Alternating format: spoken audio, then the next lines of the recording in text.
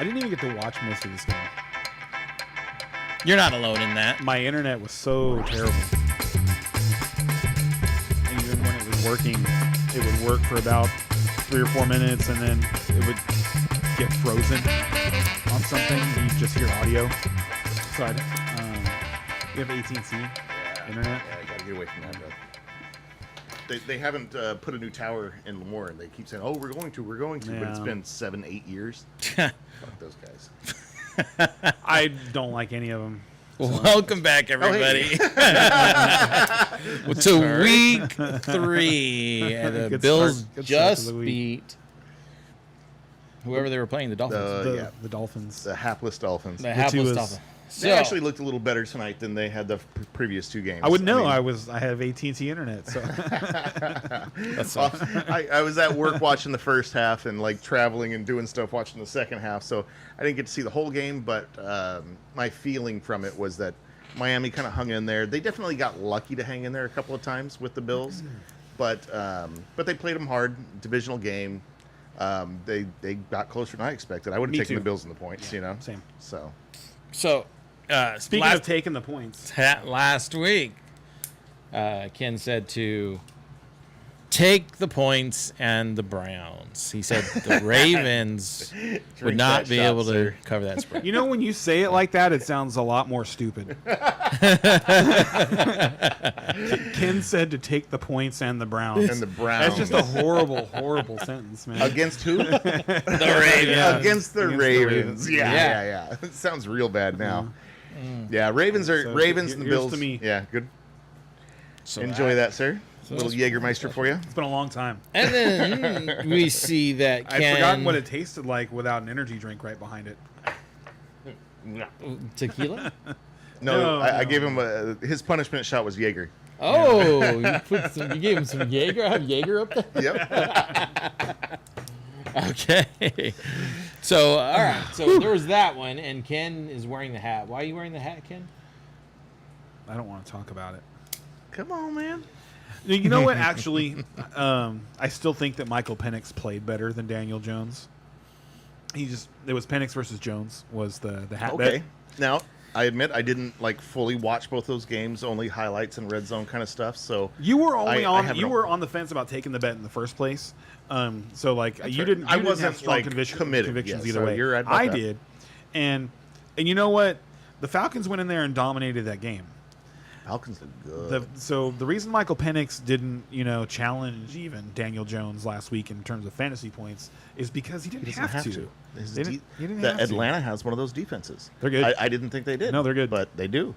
They spent 2 first-round draft picks this year on edge rushers, and it's working out. Yeah, money well spent. Yeah. Or draft picks well spent. Yeah. Because they look way better Are than you my Steelers. are you listening, Jerry Jones? Jesus. I'm so pissed off about the Steelers defense. I can't even put it into words. Like, what the hell is happening? Well, we're talking about the Steelers. Might as well put it down as your homer minute, All right, Brian. yeah. What happened to the Steelers on Sunday? Okay, well, first of all, even with the defense playing as badly as it was, we were still probably going to win that game until because I believe it was 13-10. We're getting the ball mid to late third quarter, and we had just kind of been driving and starting to put things together on offense. And I was like, okay, we got this, right? And our rookie, Caleb Johnson, it bounces weirdly in front of him and kind of into and over, like kind of over his head and hands and stuff. And he awkwardly, it looks like he grazes it. And the ball goes past him into the end zone, and he walks off to the sideline casually. Obviously instead of not chasing down the ball. Obviously unaware that he needs to fall on the ball. Go jump on that ball. All he has to do is jump on that ball. Kick it out of bounds. Kick it out. And, like, there's some, like, Yeah. we get the ball on the 20 or the 35, or 30, I think. But whatever. Like, we got the ball. And instead, they get a touchdown. And Yeah. so now we're down by 10 with a quarter and a minute to play. And, yeah, we're changes the whole And the game. Seattle defense is much better than the New York defense, and people don't realize that the Seattle defense is good. They're actually a solid D. So anyway, I really feel that play cost us the game, or a really good shot at that game. So that sucks. But also, just we're supposed to have this dominant defense that can handle setbacks like this. That's why we have this amazing defense. We pay so much money to Watt. And I just tell you what, man, our defense is just not showing up the way it should. You know what I mean? It's a 6 out of 10 when it's supposed to be a 9 out of 10. And that's just not cool. Aaron Rodgers, the offense, looks better than I thought it would. So I'm fairly happy about that. And if our defense can't, we do have some injuries, and maybe those injuries were more key than I thought. If we get those people back, maybe things will come back together. But I don't want to see Aaron Rodgers trying to come back from 10 points down, because that's just not going to be a good, it's not thing a good for plan. us. So yeah, very disappointing week. But next week, here we come. So I got Aaron Rodgers on my team. Do I go looking for a quarterback, or is he going to hold up? I would definitely be looking around for somebody else to have, on your bench as a backup, anything else. I traded away Aaron Rodgers in Dynasty Leagues That was a good this trade. week. I liked it. I liked it a lot. I was really surprised he took it. Yeah. We play in a super flex league, so you basically start 2 quarterbacks every week. So quarterbacks are at a freaking premium. You want to have 3, 3 starting At quarterbacks. least. Absolutely. And so, Aaron Rodgers is a 1-year rental. He's done after this year. And my team, I've decided, isn't going for the championship this year. So I was like, okay, at some point I'm going to trade away all my pieces. wait a and this minute, hold guy on. just sends me an offer, or sends me a, hey, I'm interested in Aaron Rodgers. And I was like, well, looked at his team, and I was like, Kyle Pitts is only 24 years old. Chances are this guy has had him for a while, so he's going to undervalue him because he sucked for the last couple of years. He's in a new system. He's looking much better. I want a 24-year-old Kyle Pitts, and so I just And made you the had a offer hole at straight tight up. end. Yeah, and my tight end is awful. Yeah, I'm starting Hunter Henry, Right. so in a tight end premium. Superflex. Yeah. Excuse me, tight end premium. Yeah, TEP. So I got a tight end that could really work out, and he's only 24 years old, in exchange for a quarterback that's done after this year, and quite frankly, if he keeps taking the hits that he's taken in the first 2 games, Might not make it out of this year. Might not make it out of this year. Other question. So I thought I heard a commentator say that it didn't matter whether it hit him or not when he was going for the thingy or going for the ball, not the thingy. Yeah, and grazed him. it didn't matter if it hit him Because or not. it bounced in the And so in the it's field a of live play, ball, right? I don't know what you call that. What are And they see, calling we're that now? wondering They're calling about it the that, but landing Caleb zone. Johnson It bounced should've in the fucking known landing that. zone. Yeah. Yeah, if it bounces in the landing zone, it's live. The landing zone. Yeah. Landing Yes. zone, that's what it was. So it's a live ball. It's a and he live ball realized, regardless. yeah. So he It's didn't think he it's a touched live it, ball, so he like, thought it was fine, but whether he touched it or not, it's a live ball. It's really interesting because you have to announce that you're performing an onside kick, Which Yeah, is yeah, yeah. weird, yeah. but it's like that's okay. You know what I mean? That doesn't make any sense. What exactly, like, why do you have to announce the kick if it's still okay if you just So what's the penalty if you announce an onside kick and kick it deep? that? And you know what? I'm not sure there is one. I'm not sure there is one. I'm like, I don't know. Yeah, I'm curious. That was my first thought too.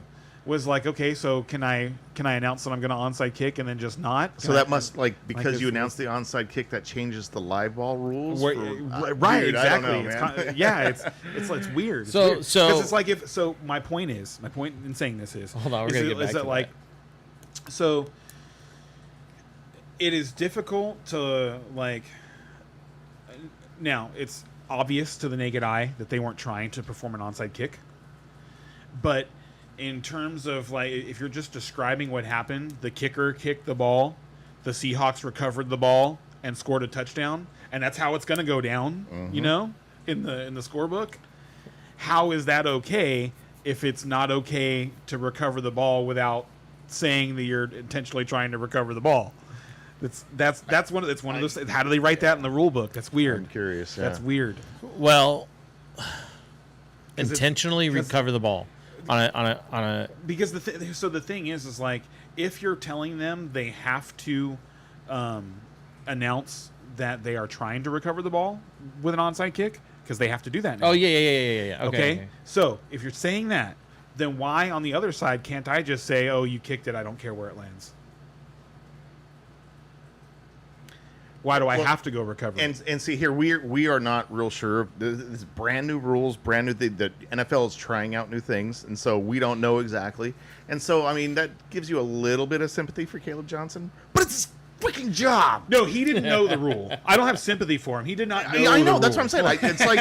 It's like He was unclear about what the his way we're job talking. description It feels was. like we should have sympathy for him, but no, we should not. It's a No. freaking I job. don't have I'm sympathy just for trying him, to but I still- clarify a but- rule because I thought a couple Yeah. things here. Like, okay, so when it lands in what did you call My it? understanding, the landing zone. zone? Okay, is- so is lands in the between- landing zone. It's like in between the 25-yard line Regardless, and the goal line. It lands in the landing zone, right? It's important to It doesn't note matter because- if you touch it or not. You can still recover it for the touchdown Yeah. Correct. because it's not a punt. Apparently that is the rule because Yeah. he did not touch it. Right. So, and that is my whole like hang up with this situation is that like, okay, wait a minute. You're telling me that they have to announce that they're going to try and recover the ball, but if I don't go and grab the ball, they can have it? That doesn't make any sense. That makes no sense. That makes actual no sense. There's got to be something with calling the onside kick that probably negates something That- else. that- I like I said, Yeah, I don't know. I haven't would read the like to exact know rules, more. but I I'm would sure like there's to know something more there. about it because like as the I returning still don't know team, what the heck as you're the talking about. Huh? You don't know what I'm talking about? No, like I think you're phrasing it in a way. Okay. That, Let me try that's again. Like Let me try you're again. trying to be like satire or about No, it. Or I'm not. And I'm like, I'm not at What? all. I'm not Okay, at all. okay. So here's the thing. all right, Is I'm the returning team, right? yes, We go out onto the field. There has been no announcement that there is an onside kick coming. okay. So I should have no fear that they are trying to recover the ball. Right? Okay, I don't think there ever was one though to begin with. No, there is. He scored. Their team scored Because- a touchdown. Right, Now, right. If And- it goes and a my certain point- way Oh, and they don't touch it, Yes, now they can that's- recover it and get the ball. that- yeah, but that's never been. Even before this weird. The rules are different now. You used to be able to just do squib kicks and stuff, and that's why I Yeah. said the landing zone description is important because if it had bounced at the 27-yard line and hopped into the end zone, it wouldn't have been recoverable. Huh. So yeah, we It's gotta get ju- we gotta it's get used just- to some new rules. Yes, it's just weird. Okay. While we're talking about kickoffs, have you guys noticed that the personnel on kickoffs has changed? So like the Cowboys have a really excellent return man in Turpin. Like he is really, really good. He's really fast, has very good vision. Should have scored a kickoff return touchdown last week, but his own guy kind of didn't know, he didn't have someone to block, so he just kind of stood in the way. It was Mingo of all people, of course. And but anyway, he's a rarity now. Most teams are putting running backs back there. Yeah. And it's not something that used to be done. Like it used to be a position you could fill in the NFL is just like being super fast and being able to and having some good ball carrier vision. And Turpin has started to turn into a better receiver. And actually, it hurt the Dallas offense when he got hurt in the middle of the game last week. But that used to be like a niche thing, and I think it's kind of going away. That's why. If running backs are back there, because Yeah. it's more. They figure it's more their skill set following a block or whatever. Yeah. Yes, because the way that they're doing kickoffs now isn't necessarily about speed and angles as much as it is about being able to read, Follow your block and find the hole. find a hole. Yes. Yeah. All right. Well, that was the Steelers' crappy week. What about you guys? You can go. All right. Yeah. He's At the midway point of overtime of the Cowboys-Giants game, I don't think I've ever been more frustrated. Oh, dude, I'm watching that game and I'm just like, I think I can hear Ken yelling from here. You probably could have. because it was loud. Like I felt bad for my I live kids. 2 miles away, but I'm pretty But sure I heard Ken. I was getting more and more frustrated watching the game, and then it just finally boiled over. And what it was that so when you watch C.J. Stroud on Monday night struggle with that Tampa rush, and just kind of seemingly take a little bit too long holding the ball, and then run out of time and not be able to escape the pocket and also not have a really good way to throw the ball, so it ends up looking like an oh my god play, like you don't know if the ball is going to get to make it out of bounds. You don't know if it's anyway. That was Dak all day against the Giants. I'm just like I'm going crazy because it's like, dude, when you're 23, that's acceptable. Right. That you're trying to make a play, I get it. When you're 32 and you have missed like 30 games in the last 4 years because of major injuries suffered from people tackling you, throw it in the dirt. Yeah. Come on. Pull a Tom Brady. Throw it in the dirt, dude. You're killing me. You were just like, there were so many times when the time to throw the ball came, and he just obviously couldn't let it go. It just, the look wasn't right, and instead of just throwing it into the dirt, throwing it out of bounds near the guy, something like that, he would pull it down. And he got sacked multiple times. He had like duck throws that barely made it out of bounds a couple of times. And in overtime, I'd had it. I was yelling at the TV. I was like, I just don't get it. You got to help me out, dude. Someone has to help me out. And when I watched the all 22 of the tape, it's not like he was even playing a very good game. He played so much worse against the Giants than he did against the Eagles. And the thing that sucks about it is that there's so many people online praising him because he did make great throws. Right. He made there were stupid decisions. Him throwing into double coverage to get to CeeDee Lamb instead of hitting Pickens, who was breaking open in the middle with nobody around him. And that happened multiple times. And the other part was, it was just like the Texans in that the play caller wasn't helping Dak out at all either. He would drop back and go to throw, and the guy that he wanted to throw to wasn't open, and then the other guys weren't even done with their routes yet. So they were just running these long combinations of routes, and he had nowhere to go with the ball all day. It was really, really bad. And that seems like something that can get worked out. You know what I mean? Like that seems like if that's the way it's happening, Dak's going to go to the coach and be like, "Look, I need another guy at the same time open so I can switch quickly." And I'm going to tell him, and I need you to throw the ball in the dirt. I need you to live to play another down. I've got 2 questions for you. First, Pickens, what do you think? Like, what is your opinions of him in this offense? It doesn't seem like the stats ended up good at the end of the day. There are more, but it felt like it was rough. There are more plays drawn up designed to get Turpin, Ferguson, and Javonte Williams the ball in the passing game. That's what I thought. Than there are for Pickens. I agree. I'm just like, what's going on? That's just how it's been.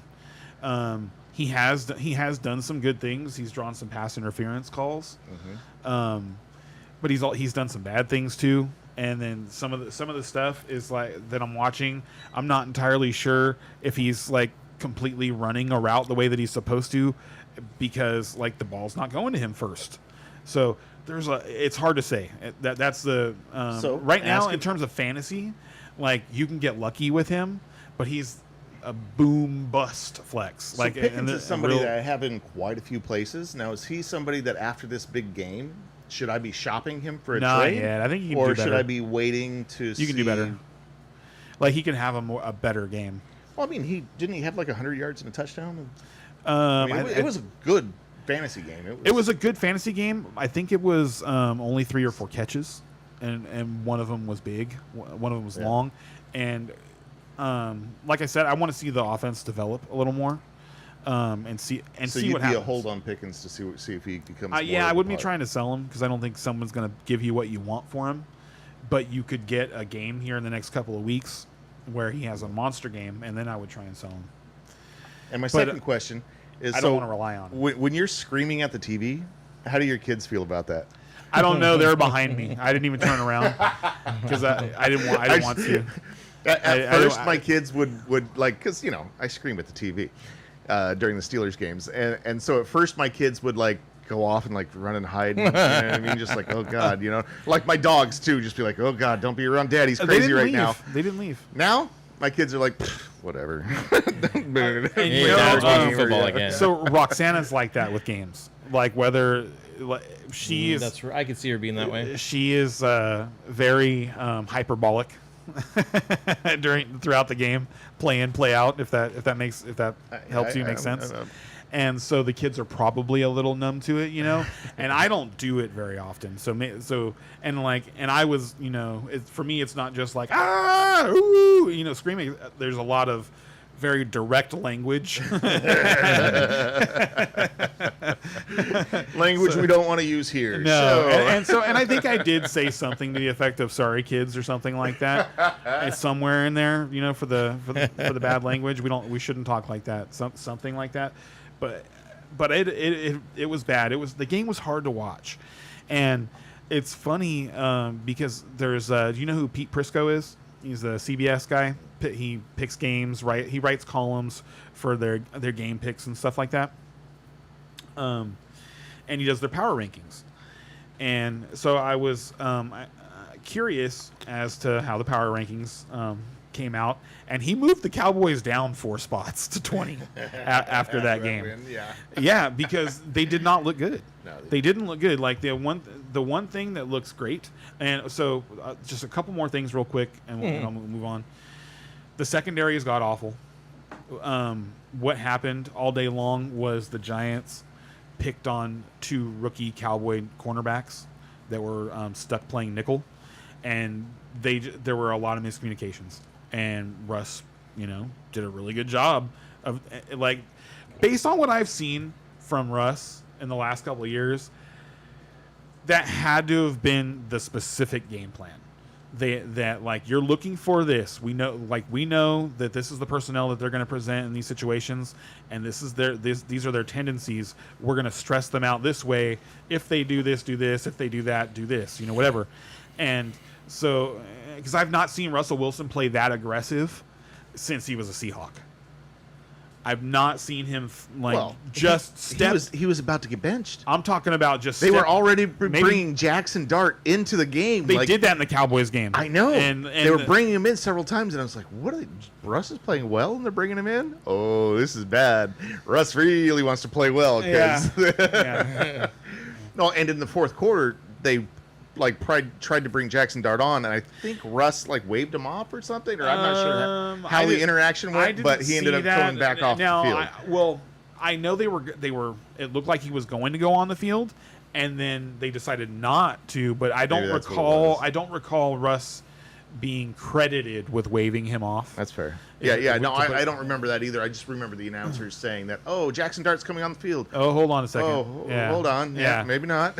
And he was only on the field for 3 plays, and they were all run plays. And only one of them was he. Excuse me. Only one of them was he, the running back or the main runner on the play. I'm just saying it shows that they're wanting to get him behind like this. No, I agree. He's going to be under center. No, I agree with you, long. and I mean, that'll be something to watch. Based on what I saw from the All 22, it was just his decisiveness tells me that it was the plan. Because I've seen Russ look really bad and not see open guys in the middle of the field, like guys that are waving at him, jumping up and down. Yeah. And so it's hard for me to just be like, oh, he just cut through the Dallas defense and picked them apart. And it was the same thing over and over and over again. It was just streak balls, and it just kept working. Yep. And so then that was bad. And then the Cowboys' offensive line is fun to watch.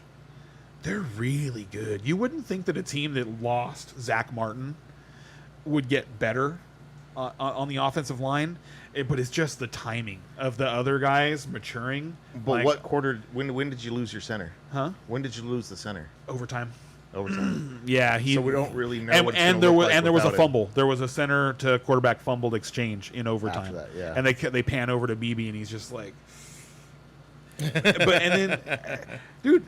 Okay, so high ankle sprain, 4 to 6 weeks, right? Yeah. They're saying he's gonna be out like 8 to 10.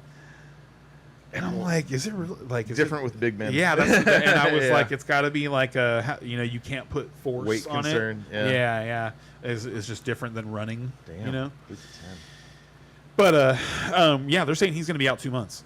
Brutal. And so the Cowboys picked up somebody off of a practice squad who has experience with the offensive coordinator. But anyway, watching the Tylers, and Cooper Beebe is awesome. He's the center that went down.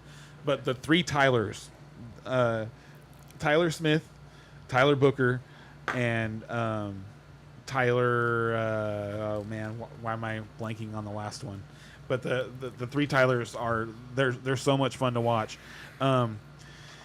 There's one play where I think it's Thibodeau, Kayvon Thibodeau, the top edge player they took last year. He runs a twist or tries to go run a twist, and he gets one hand pushed up into the air by the right guard, which is Tyler Booker. Okay. And there's stuff like that going on all game long. That part is fun to watch, and with as good as they play, it doesn't matter who the running back is. Whatever running what back I is get back from there is all of going to that- have success. Yeah, exactly. And so what I get from all of that is that Javonte Williams is actually going to be pretty good this He's year. probably going to keep the job for a while. Yeah. The offensive line is so good. So good. And he's been reliable. He seems to be seeing the holes. He doesn't have the burst that he had 4 years ago, but he seems to be Pre-injury. competent. You know what I mean?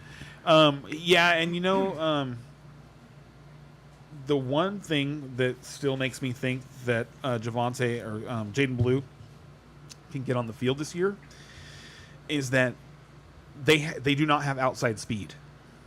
They're not going to try and push the ball to the outside. And there were plenty of times where a fast running back like a Jahmyr Gibbs bounces one of their plays that they had plotted for 4 or 5 yards and takes it for 20 or 30.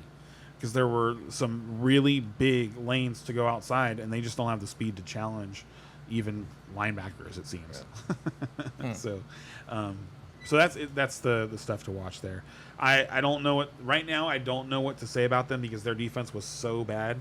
But there's some injuries. There's guys coming back, and I have hope. But I also have much anger. How about those Rams?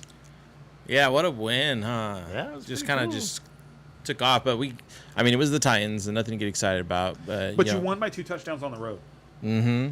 So yeah, I'm more interested on what's going to happen this week with the Ravens, right? No, Eagles. Eagles. I don't know why I said Ravens. Yeah, potential because I've been thinking championship preview. Well, here's the thing. I'm asking both you guys a question.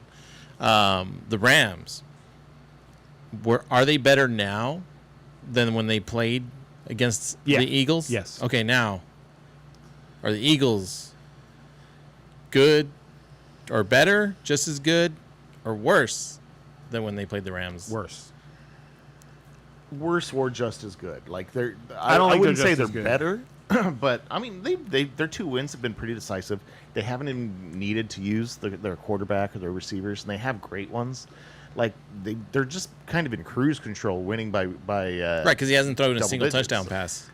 I wouldn't first 2 call their weeks. games cruise control.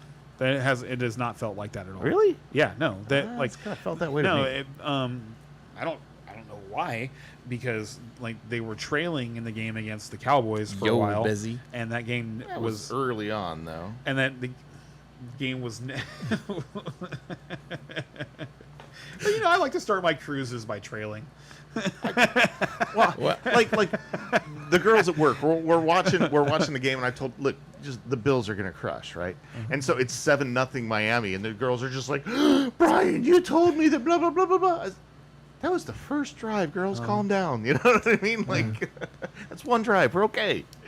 And we were. Okay, so I wouldn't say they crushed though. No, they didn't, but it felt like they did. It never felt like Miami had a chance, even when it's 21-21 in the fourth quarter. I'm just like, ugh, Miami got so lucky to get here. Like, everything had to go right for Miami to get 21 points, and everything had to go wrong for the Bills to only have 21 points. It was one of those kind of games, and then the Bills still just took over at the end. It felt expected the entire time. So expected, I don't disagree with that, but I didn't feel like they were walloping the Dolphins, and the Dolphins did a good job of moving down the field, and were able to get the ball. They did get have the ball a couple around of to good their drives weapons that were tonight. impressive, I will say. Waddle was kind of, he got lucky to score that touchdown, but that seemed like that was their plan, was to shut Waddle down, and kind of let them try and force feed Tyreek. So I asked those questions because I'm obviously picking the Rams this week, honor bound, right? And we'll get to that. But it's like a 33-66 split right now. Eagles at 66. Oh, nationally. And so I'm like, do I have my homer like lenses on for it to be that, like, people have that much confidence, like you said, in the Eagles versus, but maybe it's just because I'm a Rams fan, so I was watching both those games. I think if it was, and I'm like, this is a better team. I think if it was than in last LA, year. you'd see probably closer to 55-45. Okay. And also, you got to sense. remember that betting lines are they're not Vegas predicting the game so much as they're predicting how people will bet the game. No, and it wasn't a Their whole- line. their- It's just, in the pick'em thing, it gives you a percentage. Yeah. And that's what I'm referring to. When I was picking them, I was like 33%. Well, and even in there, it's like, these are the world champions. These are the world champions. Looked wonderful last year. Haven't lost this year, and looked fairly good this year. Throughout don't the look whole great this year. postseason, though, the Rams are who gave them the fit through the whole postseason. Yeah. So No, like I say, I wouldn't be too worried about that. I think the Eagles do deserve to be the favorites, and the Eagles are at home, right? Yes. Yeah. I mean, they obviously deserve to, but do I give the Rams a real fighter's chance? I really do. Like, yeah. Salute. I think it's a little bit more than a fighter's chance. But we'll see. Yeah, no, I it feels like a 60-40-ish kind of game. That's the way I see it. Well, I don't see it that way. I don't see if it was, it that but way. if it was if it was Yeah. at home for the Rams, then it would probably be closer to 50-50. But That's the fine. road makes difference. It's proven to be about 3 points, man. The Rams were close to beating them in the Snow Bowl and in the playoffs. And the Rams' defense has been looking really, really good. Yes, they're even- offenses look very competent, Yep. very put together, but their defense is like, whoa. And they're punching balls out. Yeah. Yeah, it's And funny. I was being talking about that. successful at that. I was talking about that earlier today with somebody. Just like, how good are these guys that not only are they going in and making the play, but they've been trained to boom and punch that ball the way they do. It's fun to watch. Like, it does make games more exciting. I like them throwing those punches, man. Now, I am curious, like, when they miss the ball and punch the player. I like- is that You can get that's the caveat, because you can get a personal foul For punching if the you player. hit the player and miss the ball. Yeah. That's funny. Yes, you can. You better hit that ball. Be accurate. So But they are getting good at it. I tell you lo- what, so man. I love watching that. That's great. But I got to tell you, man, I am so tired of like watching guys run and just creating collisions rather than trying to tackle.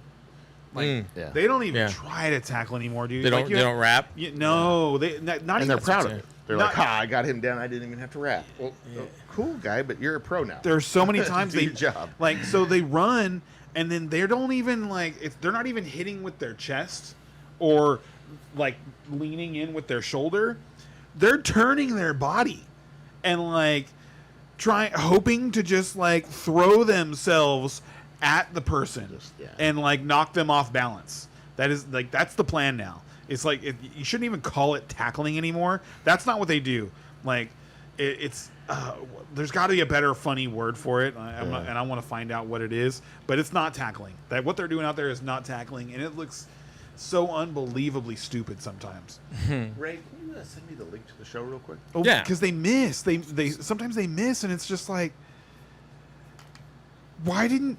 It would have been better if you had just stopped and laid down in front of him.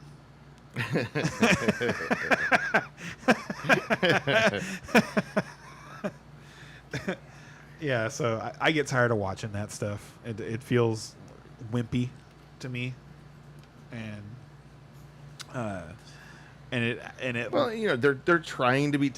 I get it. It's showy and everything else, but It's not even showy, dude. Because when they get a good lick in, it's like, oh, that was cool. it still to me pales in comparison to like a Ray Lewis hit. And Ray Lewis didn't just like Ray Lewis. Their hits don't look as violent as the Ray Lewis hit.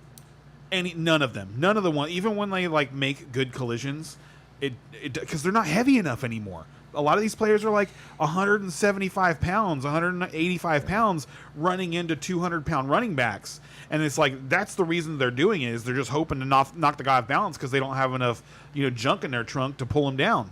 They're not. They ain't got the balls. All right. Well, let's get to the games then, shall we? Yes. So Packers at the Cleveland Browns. Packers minus 8.5. Over unders 41.5. Plus 500 or minus 500 if you're betting on the Packers. Plus 380 if you're betting on the Browns. I'm going Packers. Well, dude, the Packers have been so impressive. Like they are a Super Bowl contender to me. Like they are top 3 in the NFC. These guys are going places. Jayden oh my Reed God, done that for the year, defense by the is way. impressive. Honestly, that doesn't even faze me that much. Like they have so many quality receivers. Like no top-notch receivers, but they have a lot of quality receivers, including quality tight end that just got hurt as well. But I feel like they're gonna have to now. They're gonna have to develop Matthew Golden. Like if they're gonna maintain that status as Super Bowl contender, someone is going to have to take over as the speedy playmaker on that team because otherwise they don't have one, and it changes the way that teams play defense against you. And this is a really good defense. The Browns are a really good defense.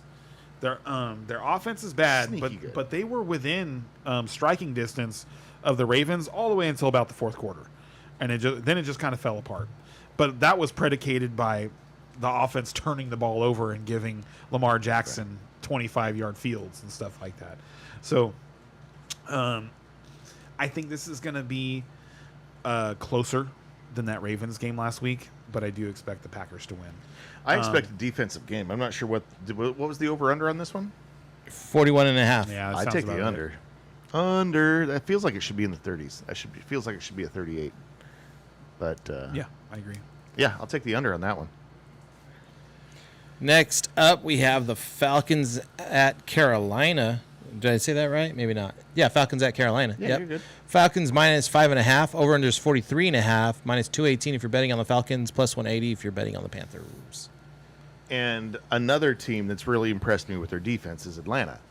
And another team that has really disappointed me is Carolina, man. What happened, guys? Like, you could look so good at the end of last year. I thought Bryce Young was taking a step. I thought, wow, this could be a up-and-coming team. I didn't expect them to, hit the playoffs this year, but I expected them to have big improvements. And so far, have not seen them. Oh, my God. They look like the first 10 weeks of the year last year. So And you know what? makes it easy it's funny here, Atlanta, all because the way. Bryce Young finished with 30 fantasy points last week, but it all came in the fourth quarter. I was going to say, I didn't even know that. Dude. I was watching the game. I was watching that game, and Arizona was just dominating the game, dominating. And I was like, I was kind of paying attention to that because I had them their defense in a DraftKings lineup. It was like one of those head-to-heads. Right. So it was it was kind of close, and so I wanted to see. So anyway, I'm like, yes, this is sweet. This is great because they're going to be dropping back to pass. We're going to get sacks. We're going to get a chance for interceptions and stuff like that. Awesome. And then Kyler Murray throws just the most boneheaded pass. It is. what he does. It was just as bad as the preseason pass. The decision was horrible. The execution was even worse. And they were in the red zone. It was 27-3. And they were in scoring position again. And then that play happened. And all of a sudden, Carolina woke up. And the game completely turned around. And Carolina probably should have won that game, too, at the end. They made a couple of miscues. You can't believe in the Cardinals either. That's fair. The Cardinals, to me, are just as bad as the Panthers. It was like they didn't want to win the game, and they were trying to give it away to the Panthers, and the Panthers were, no. We don't want this. You take it. So I what do you think the about Panthers Atlanta? are going to get run over. Yeah. That's what I think. I think Bijan Robinson is... Well, I mean, Bijan Robinson's amazing. He's just like, if as you watch that advertised. game against As Minnesota, advertised. there was one run that he had where I think he only gained like 7 yards on the run, but he made 4 people miss. I think I remember what you're talking about. Oh my god! The way that guy moves is just not natural. And so it's another game where Penix probably isn't gonna have to do anything. And honestly, dude, it has me questioning whether or not I should sit like Drake London and play my boy like Io Manor from Tennessee. Wow. Yeah. I like him. I wouldn't do that at home, folks. Actually, I like him a lot. And No, you and watch I the like Rams game. I like He's Io the- Manor, but Tennessee, he's the rookie wide receiver, the one that caught the touchdown on that play that never should have happened. right. That stupid play. But so here's the thing that I like about that play is that he trusts him enough that he was willing to make it. You don't throw that ball to a guy that you don't think is going to catch it. It's a mistake. That's all I'm saying. Just a mistake. All right, next up, Houston versus Jackson. Houston plus 5.5. Over under is 44.5. Plus 105 if you're betting on the Texans. Minus 125 if you're betting on the Jags. I'm going to go Jags here. I just, Houston, I don't think they're as good as people think they are. I think their defense is really good. That's the thing. I think their defense is good and their offense is good enough to get things done. And I am going to take Houston here. I am too. But honestly, it's more of a stability field more than anything else. It's like Houston is a stable organization, whereas Jacksonville, I'm just not sure what they are yet. And I Right. don't think they know. And if you watch them what they play are against, I had to watch that game twice, the Cincy Jacksonville game. yet. Okay. Because I got to the end of it, and I was just kind of like, yeah, I'm watching it but I'm not like, studying the game. And I got to the end of the game, and I'm like, how did the Bengals win? because the whole game felt like Jacksonville was in control, and they still just let the Bengals steal that game from them. Jake Browning steal that game from them. Yep. And After throwing three interceptions. Yes. Yeah. It was a wild game. It was one of those games where the final score just didn't make sense. And it's really because of that, because of their the up and down way that they play, unpredictability of the way that they play, that I'm going to pick the Texans. The Texans are also getting back Christian Kirk this week, which is going to help their Passing help game, them which has move been in the trouble. chains a lot more. Yeah. And I think that's going to be a big deal for everybody in the offense. Not necessarily fantasy relevant, but definitely relevant for the team. He's a startable receiver, like flex. He's a startable flex Not for yet. sure. He might be in a few weeks, but he's got to work his way back in. It depends. So if we're talking redraft, right? Yeah. We're talking redraft, and you have Christian Kirk. You've been waiting to be able to play him in that particular role. It's because if You haven't been just we're talking about leave him on your bench. Like he's a bench player. He's a bench player that's occasionally going to find his way into your lineup. But okay, there aren't, like, you can get lucky, But most rosters aren't stacked to the point where their flex is also guaranteeing them somewhere around 15, 18 points, and your roster's not. So you can go ahead and look, but you're starting George Pickens. I think I've got the highest estimated total for the week. I've got people on my bench like Pickens that are quite good, and I can leave them on my bench. Yeah, no, I feel pretty good about my team, bro. Oh, my God. Like, this guy. So speaking of the Bengals, next game up. Did you? Who'd you? I you took picked- he took Jacksonville. I took Jacksonville. took Yeah, Houston. you two Right took on. Houston. Yeah. So, Pick'em's, they're won by the Lone Wolf picks By what? and lost by the Lone Wolf picks. All right. So next up, Bengals versus Vikings. Bengals +3. Over/unders 42.5. +136 if you're betting on the Bengals. -162 if you're betting on the Vikings. I don't know what I'm going to pick There are yet. 4 teams in the league projected to score between 146 and 148 points. You are one of them. Okay. Before I pick my pick for Bengals versus Minnesota, what's their quarterback situation right now, Minnesota? Minnesota? Yeah. Okay. Carson Wentz. Yeah, It is Carson Yeah, Wentz, yeah, yeah. right? So they're okay. When you ask that question, what's their quarterback situation? Right. That is a tricky question to answer because Could be better. what this I week. from what I understand is that Yeah. So Kevin I'm like, O'Connell wanted to bench McCarthy at the end of the third quarter, and he went to Justin Jefferson and said he was, hey, I'm gonna bench him at the end of the third quarter, and Justin Jefferson told him not to. He said, "You're killing this kid's career if you do that right now. You're basically ending his career," and so he didn't. And there was a play where McCarthy hurt his ankle, but it wasn't anything serious. It didn't seem to affect his play in the game, and he didn't leave the game because of it. And then the next day, they announced that he came in and his ankle was all messed up, Swollen.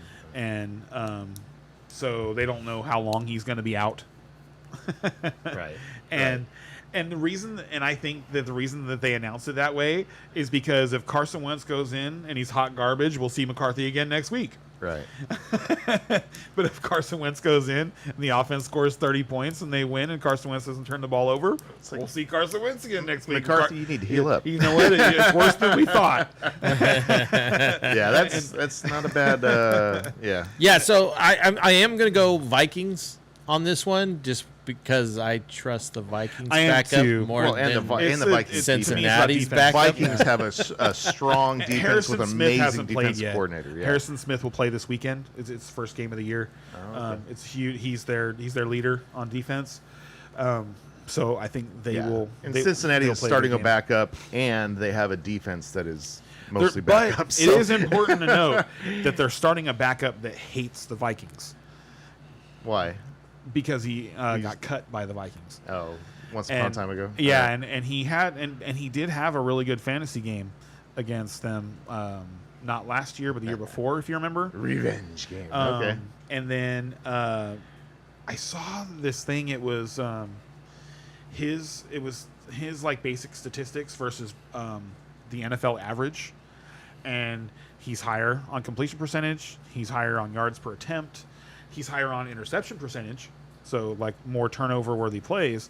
But he's a very competent quarterback, and Carson Wentz has started for 6 teams in 6 years.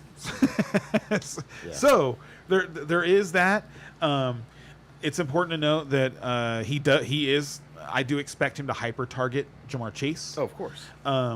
It makes me downgrade T. Higgins from a wide receiver 2, like a solid wide receiver 2, to like a good wide receiver 3, but kind of on the boom bust side. I would put 'Cause him more on try to put him on your bench, but you might have to start him kind of thing. I probably still not gonna. It would be hard to put that he gets pushed all the way to your bench from wide receiver 2, like he's not even worthy of being a flex. Like because depends on your bench, yeah. Because it depends on your bench. Yeah. But I would start him over Jalen Warren. Ooh, I wouldn't. T. Higgins? I just said that because he's in your flex right now. But I would start him over George Pickens for sure. Oh, well, honestly, and that's why I had that discussion with you about Pickens, is because he ended up with the good line, the good fantasy line, but I was not impressed with his play. I was not impressed with his usage in the offense. And I came away from that game going, I think I might need to get rid of Pickens. The plays that he did make weren't even designed for him. They just went to him. Exactly. Like I say, I was very disappointed with him in that game. And for 3 quarters, I was like, because I had Pickens and Dak starting in like 2 or 3 of my leagues. And I'm just like, no, this can't happen. And then the 4th quarter happened. I was like, okay, all right, we're cool. And so I'm going yeah, Vikings. Would you guys go? Vikings. I'm picking the Vikings too. Okay. All right. Next up, we got Pittsburgh versus New England.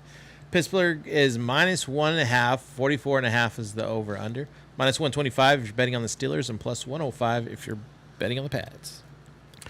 And I'm picking Pittsburgh, and if they don't win, I'm losing confidence. Losing faith in them. I'm with you, and I can absolutely see that. And I'm taking them because I'm on the fence on this one. I kind of want to take. But I'm England nervous about this game. home. We are on the road against an improving New England team. Drake May looked like that guy. Drake May week. is looking better. What's his name? Hendrickson. Henderson. Henderson. Thank you. So he hasn't done much yet. He's not going to either. I don't think. It's because the other 2 guys in front of him look amazing. Ramondre Stevenson looks awesome. Yeah, and then he's going to fumble, and then he hasn't yet. He hasn't yet. And in 2 games, you're right. He hasn't fumbled in 2 games. Hey, fumbling is one of those things that players can just fix. Maybe. Okay. I always think of Tiki Barber. True. The first few years of Tiki Barber's career, he had a massive fumbling problem, and then Tom Coughlin came in and made him carry the football around the facility, and and had people knocking it away from him and stuff like that. And anyway, that's pretty funny. I remember as soon as you said that, I was like, oh yeah, I do remember that. It's funny because it's straight out of a movie. Yes, I can't remember which the movie. program. Okay. Omar Epps. Omar Epps, dude. They're in the middle of class and knock it out. Yes. There's a big old scrum for the ball. Oh, sorry, Professor. Yeah. He goes to sit down with the ball. He's all happy because he did come back up with the. Yeah. I need to watch that movie again. It's a good. If you haven't seen the program, it's so good. So good. That's one of those movies that just gets better with age too. I want to watch The Replacements again too. That one's good too. You know what? Hey, so Keanu Reeves got called for like a Ravens tryout or something like that. Yeah. Yes, he got called by the Ravens to come to camp. To motivate their team? No, because he looked so good throwing the football. Oh, so you're saying after that movie? Yes. Yeah. Really? Yes. I saw that on the internet lately. I didn't check for there's validity on it. There's a movie facts thing that I follow, and I mean, and I think I did see it on something called like a movie fact, something or other. Yes, that's funny. You probably follow something similar, but there's lots of little different tidbits about movies and stuff that are interesting. Like sorry, tangent here. The one that I read that was really funny recently was apparently Steven Spielberg sent all of the major cast members of Saving Private Ryan to boot camp, except for Matt Damon. Yeah, I heard that too. Yeah, because he wanted Matt Damon to have that surprised look in his face. He wanted them to have genuine hatred for him.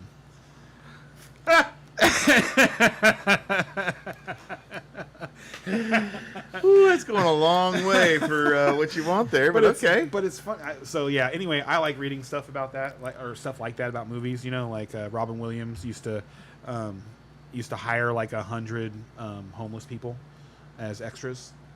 Like he had certain demands about hiring homeless people as extras in his movies. Okay.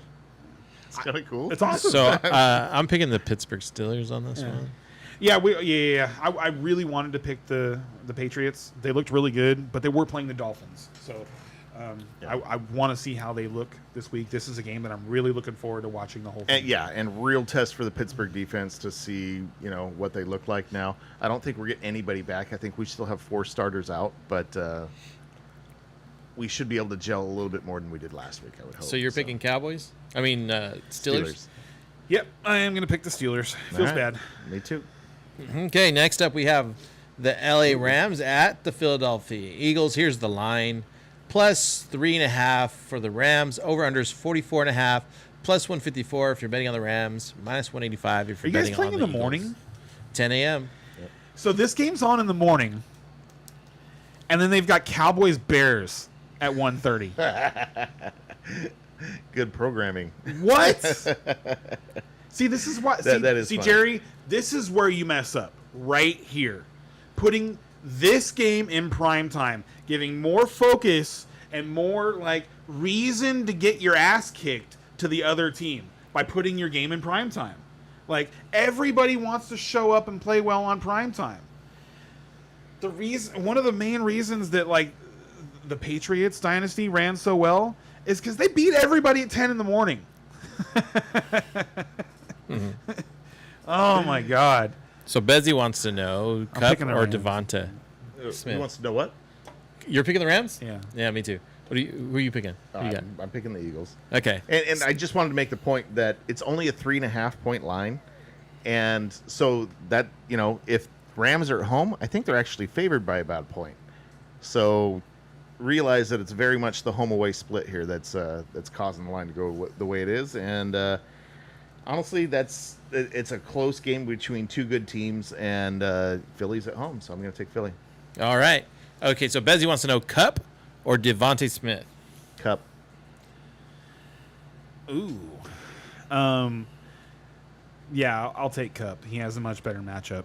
And yeah, I was going to say the LA defense is very good, and the Eagles haven't really been using their passing game because they haven't needed to. And that would be my caveat on this one, is that But they're even if going to need have to pass in this game. Don't you think they're going to go to AJ Brown? He's got to be a squeaky wheel at this point. You know what I mean? He's one of the best receivers in the league, and I think he's 58th. And As you know of what I mean? Monday, he was still saying whatever it takes to win, man. That's what he's saying to the press. That's not what he's saying to the coaches. But squeaky wheels don't say that to the press. Squeaky wheels say other things. All right. That's fair. Like I say, I don't know. I'm asking the question, but it feels to me like if they're going to go to the passing game, I feel like AJ Brown's going to have a big game before Smith. But And as an Eagles hater, what I want to see is them just get smashed in this game because they can't get their passing game on track because they've just been neglecting to use it, use it or lose it, right? And I don't think Jalen Hurts is the type of quarterback that can just turn it on and turn it off in terms of the passing game. I think that it actually has to be there. I know that I've mentioned this before, but the common criticism from his fans is that he's too cautious. I can see that. There are not going to be a lot of open guys in this game. The Rams play excellent coverage. There's not going to be a whole lot of time. They are one of the top 5 pass rushes in the league. It would surprise me if the Eagles won this game. Wow. Based on what has transpired in the first 2 weeks of the season, it would surprise me. The Rams are playing like a different team. There's a whole nother energy level to their game. Whereas I feel like the Eagles beat the Cowboys, who we don't know much about yet. We don't know who they are, really. We really don't. And what could end up becoming known as the husk of the Kansas City Chiefs. You know what I mean? Because we don't know. I would disagree with that, but go ahead. Because we don't know where they're at either. Okay. I feel like they played two good games against two great teams and barely lost. Before, where teams that we know are good start off great and then hit adversity. And in their great starts, you go back and you look and you go, well, actually it wasn't that great because of the things that you're able to pick apart about the teams that they beat. This is a challenge. The Rams are a fully powered team coming off of 2 excellent weeks of football. So, to me, it wasn't last week. This is a bigger challenge the Eagles are facing than what they got from Kansas City last week. Wow. Honestly, I felt Kansas City was on the cusp of beating them last week. They were, and kind of got unlucky not to. And they're doing it with Patrick Mahomes running the ball. That's all they have right now. Yeah. I mean, Pacheco has been non-existent. There's no doubt about Mahomes that. is their leading rusher. Yeah. which is crazy. Yeah, and Bezzy says the Rashi Rice shirts were a bad idea. Yeah. So yeah, I know I'm a Philly hater, so you take what I'm saying with a grain of salt, but I like the Rams. I like the Rams in this game. Okay, so I thought I was going to be the lone wolf. Looks like Brian was the lone wolf on that one. So next up, we That's got the second time you've done that too with the Eagles. I think already this season. I think you've gotten to lone wolf on the Eagles. Well, you can see how well I've done so far. You know what I mean? What last place each week by one, but still last place each week. All right, yeah, and like I said, those lone wolves though, they make you break you, and that's true. And now this season, not picking on Thursday does too. All right, so oh god. Jets I'm such a stupid. This was my survivor pick of the week. Of course, I was picking Buffalo. Oh my god! Jets at Bucks +7. Jets get +7. 43.5 is that over under +260 if you're betting on the Bucks. -325. I'm sorry, -325 if you're betting on the Bucks. +260 if you're betting on the Jets. This is a 26-74% split right now. Right, and this feels like you look at this game and it's like Tampa should cruise, but I don't know. Oh, you going to be with that 26%? Nah, probably not. But I think this is going to be a closer game than what people think. I think Tyrod Taylor is going to be able to come in there and be a very competent person, very competent quarterback. That's going to be able to move this offense at a decent clip. And that Jets defense is not bad. No, they're Tampa, bad. And Tampa has the Jets defense is bad. So I think. Well, and we'll find out this week because if Tampa tortures them, then yes, no, you're right. They're bad. And we've known for a while now. So during the Robert Saleh era, they had started to really build that defense, and they'd become known as one of the better defenses in the league, a defense you don't want to start your fantasy assets against. But after Saleh got fired last year, and so far through the first 2 games this year, they are soft. They are spongy. You can do whatever you want to that defense so far. Josh Allen didn't throw the ball last weekend because he didn't have to. Yeah, I mean, it's hard to count the Bills, man. It wasn't just the Bills. The Steelers did whatever they wanted to him in week 1. Yeah, 32 points. Up and down. And then yeah. Look how the Steelers looked against Seattle. It was a massive difference. Well. And the Buccaneers are missing a lot of guys though.